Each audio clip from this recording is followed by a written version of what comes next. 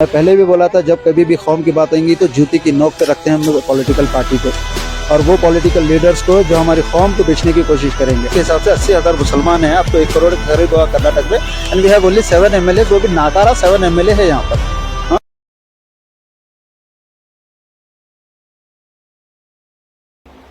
अस्सलाम वालेकुम वरहमतुल्लाहि वबरकातुहू। अजीज दोस्तों, साथियों,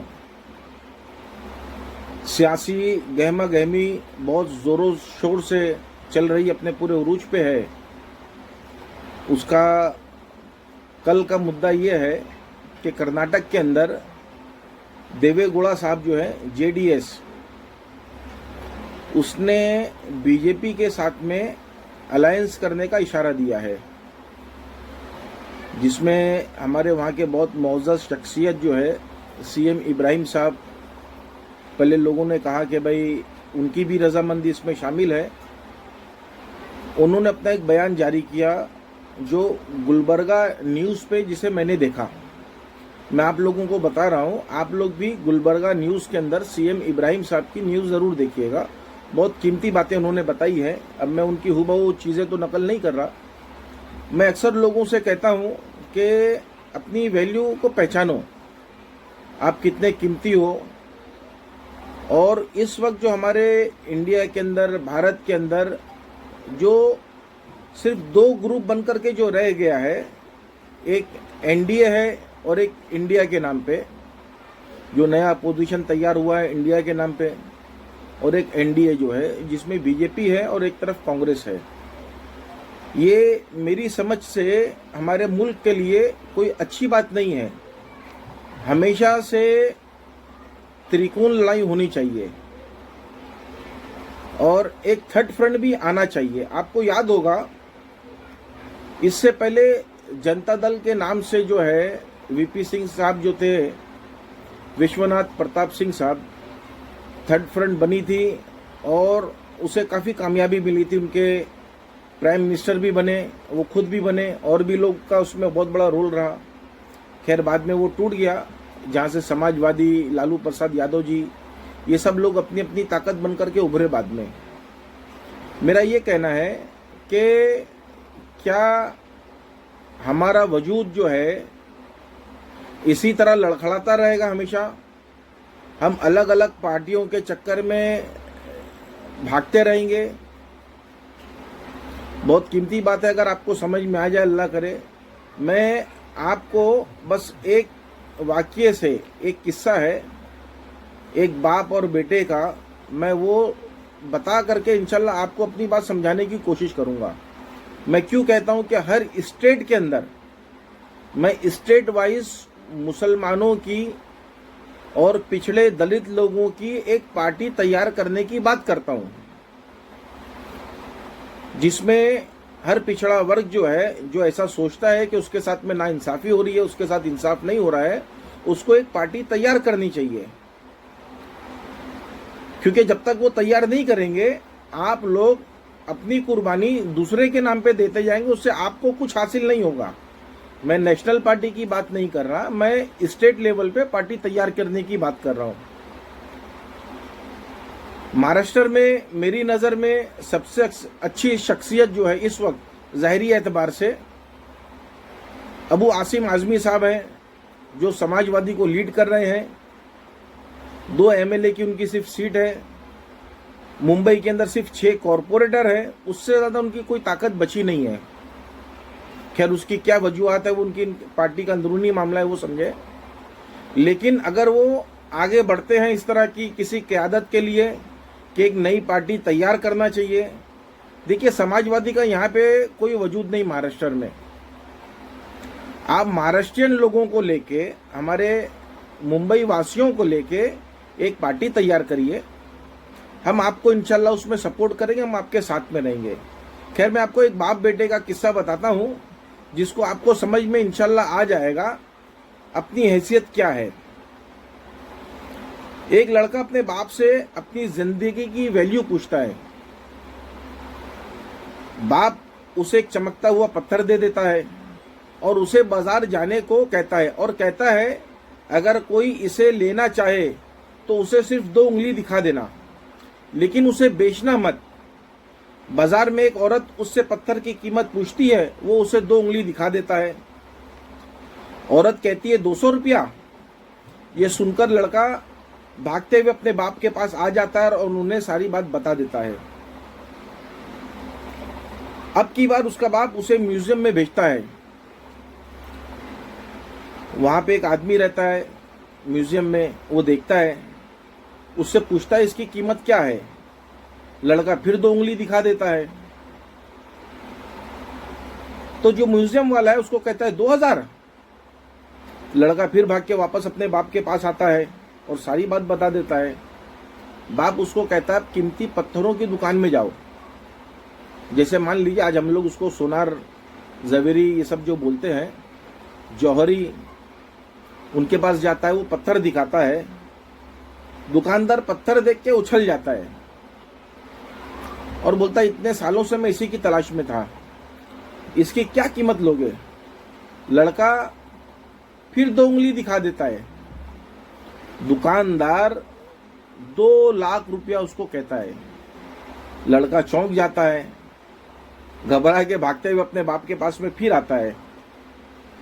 उसका बाप कहता है बेटा, जिंदगी में तुम्हारी वैल्यू इस बात पे डिपेंड करती है कि तुम कहां हो। आप समझो, आपकी वैल्यू जो है ना, उसी पे डिपेंड करेगी कि आप कहां पे हो। कुछ लोगों के लिए तुम कुछ भी नहीं हो और कुछ लोगों के लिए तुम बहुत कुछ हो।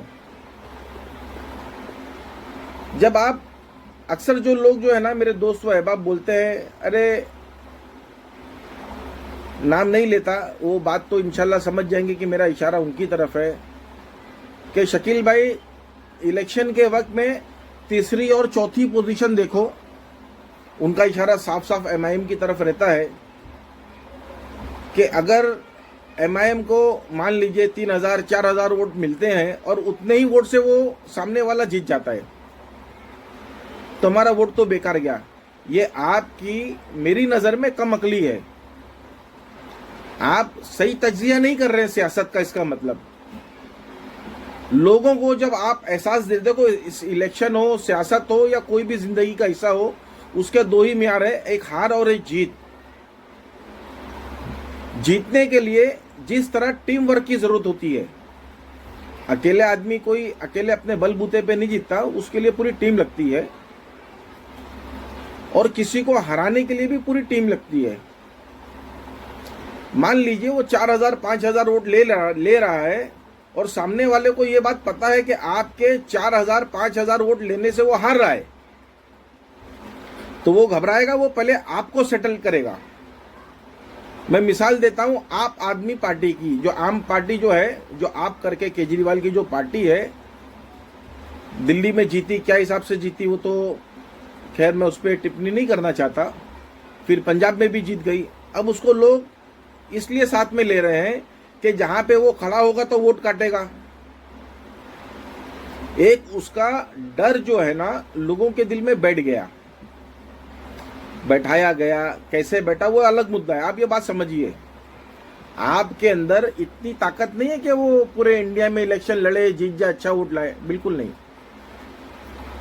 उसी तरह हमारे महाराष्ट्र के अंदर, मुंबई के अंदर हमारे राज ठाकरे साहब की जो पार्टी है मनसे, उनके भी कितने लोग जीते हैं आप देख रहे हो।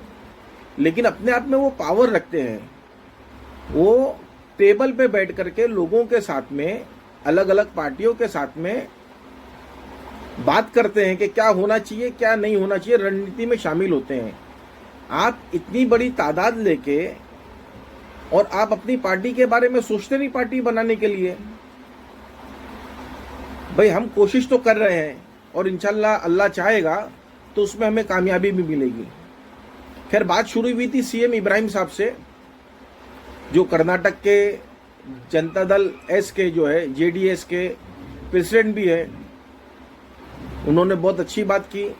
गुलबर्गा न्यूज़ में उनका पूरा इंटरव्यू उन्हीं की ज़बानी सुनना, मैं उस पर तज्जिया नहीं करना चाहता। एक सवाल करने वाले ने एक अजीब सवाल उनसे किया कि आप क्या 30 करोड़ मुसलमानों की तर्जुमानी कर रहे हैं? तो उन्होंने कहा 30 नहीं 34 करोड़ मुसलमान हैं हमारे भारत में। 34 करोड़ मुसलमान हैं और आपके रिप्रेजेंटेटिव कौन है, आप उस पर गौर करिए। आज आपके वोट को डरा के कांग्रेस की तरफ गिराया जाएगा। किससे डरा के? बीजेपी से। ना मैं बीजेपी का हिमायती हूं, ना बीजेपी का मुखालिफ हूं, एकदम साफ बता रहा हूं। ना मैं कांग्रेस का हिमायती हूं, ना कांग्रेस का मुखालिफ हूं। मैं किसी पार्टी का हिमायती नहीं हूं। यहां तक कि MIM, समाजवादी, मैं इनका भी हिमायती नहीं हूं, ना उनका मुखालिफ हूं। मैं सियासी रणनीति की बात कर रहा हूं। पॉलिटिकल सब्जेक्ट जो है, आप उसको समझने की कोशिश करिए। आप लोग डर करके वोट बिल्कुल मत दीजिए।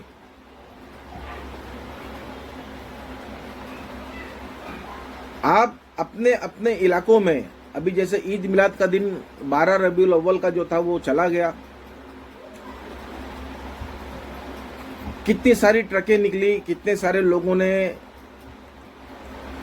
खूब चिरागा किया, झंडे लगाए, रोशनी की, बहुत सारे प्रोग्राम किए।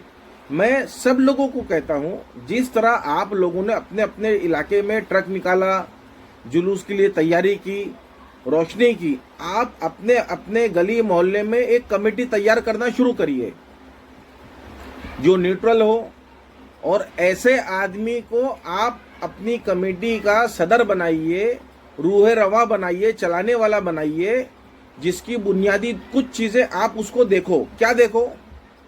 कि वो अमीर हो जरूरी नहीं है कि प्रोग्राम कर रहा है, बैठा है, पैसा निकाल रहा है, नहीं।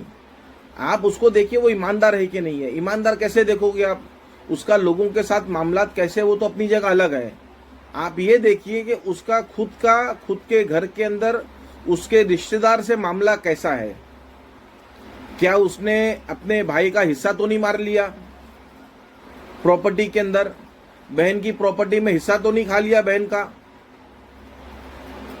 अगर मान लीजिए बाप ने 2 शादी की है और ये किसी और माँ से है और इसके पास प्रॉपर्टी है, तो इसने अपने दूसरे भाई को नहीं दिया। आप ऐसे आदमी को तलाश करिए और अपने हर मोहल्ले के अंदर कम से कम 10 आदमी तो तैयार करिए। मैं बड़ी जमात की बात नहीं कर रहा आपसे, मैं सिर्फ कह रहा हूं अपने मोहल्ले में 10 आदमी की एक टीम तो तैयार करिए। 10 भी मत करिए, 11 करिए, ताकदत करिए, अच्छा रहेगा, अल्लाह को पसंद है। ताकदत जो है अल्लाह को पसंद है। एक टीम तैयार करिए और अपने मोहल्ले के हर बिल्डिंग के एक आदमी को उसमें शरीक करिए। क्या मोहल्ले की परेशानी है, कौन हमारे यहाँ पे भूखा है, किसके घर में खाने के लिए नहीं है, किसके घर में क्या परेशानी है, आप लोग मोहल्ले वाइज जो है अपने इलाके के एतबार से उसको ढूंढने की कोशिश करिए। इंशाल्लाह बहुत फायदा होगा। आप कोशिश शुरू करिए, हम तो कोशिश कर रहे हैं। अल्लाह चाहेगा तो बहुत जल्द आपको अच्छी खबर भी मिलेगी। और कर्नाटक की जो गुलबर्गा न्यूज़ है CM इब्राहिम साहब की, वो ज़रूर सुनिएगा। जय हिंद।